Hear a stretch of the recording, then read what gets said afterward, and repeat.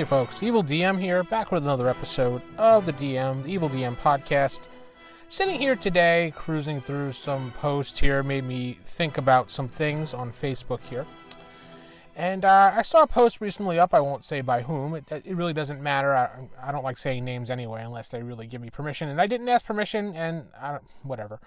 But the post had to do something along the lines with a save versus poison or save or die mechanic is really unfair. And if you play old school games such as Advanced Dungeons & Dragons 1E or whatever earlier, or any OSR game, you'd be dead instantly because of the save. And well, that's kind of the point of those saves. It's a save versus die mechanic.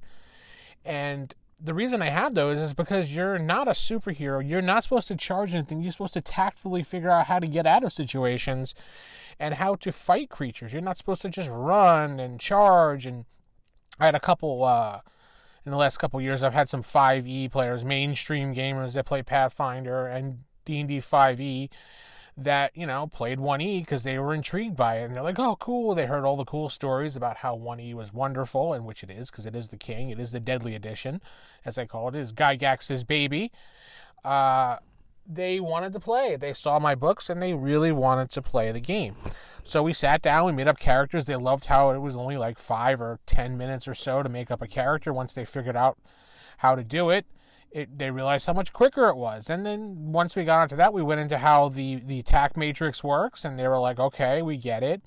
Took a little bit of time, but they were just like, you know what? I'll just roll and tell you a number, and me as the DM will just let them know what armor class they hit until they get used to looking at it themselves or getting used to the THAC 0 or True Hit 0 or THAC-O.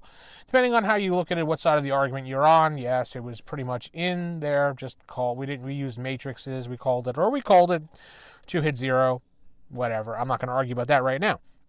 The whole point was we got into the game. They went in to face a beast, and it was just an ogre, and they were about second level, and they charged the ogre in the cave as if they were going to take him out in one shot. And I said, "Are you sure you want to do that? This is an ogre." And they're like, "Oh yeah, it's fine. We have 3 fighters, we have a magic user, and we have a cleric. We're good to go. We should be able to do it." And the ogre pretty much wiped out half the party because the fighters were in there going gung-ho attack on style on them. There was no tactic on him, trying to surround him or anything, no trying any type of flanking or going behind him.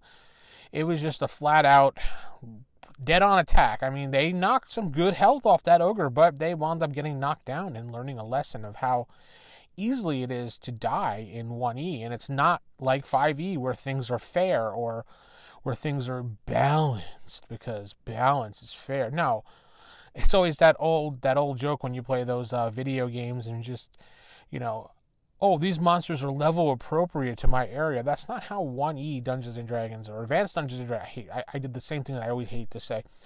Advanced Dungeons & Dragons works. The GM, or the DM, I should say, has the ability to place creatures however he chooses in the campaign. There is no level-appropriate monsters or challenge ratings that you have to follow, which I absolutely cannot stand the fact that 3E brought that mechanic into the game.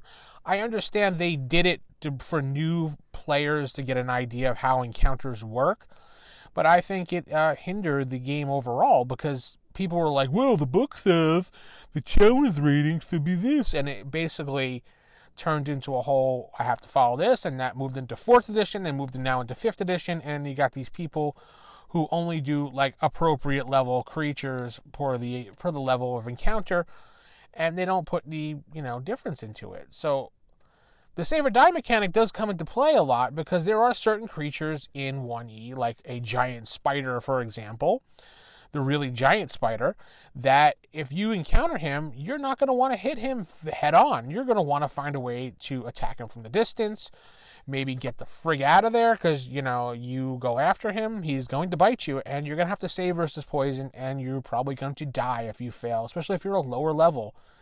If you're higher levels, then yeah, I understand that. If you're like that 9, 10, and you get this giant spider, you have a lot better chance of surviving the encounter than just charging in at level 2.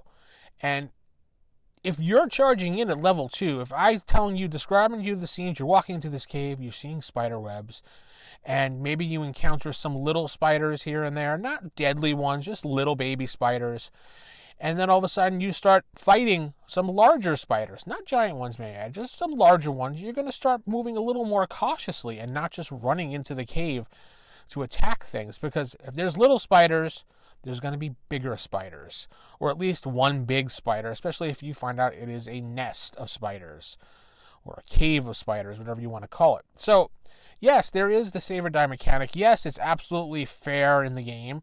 If you don't like it, you don't have to play the edition. That's all I have to say about that. But the save or die mechanic is in place for certain reasons, and just take a look at it and consider it from the standpoint of the older games and how they're played as opposed to the newer games.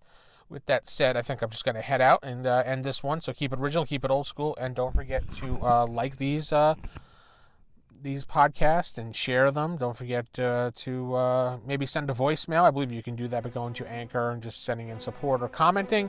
Let me know what you think. Keep it original, keep it old school, and good night, everybody.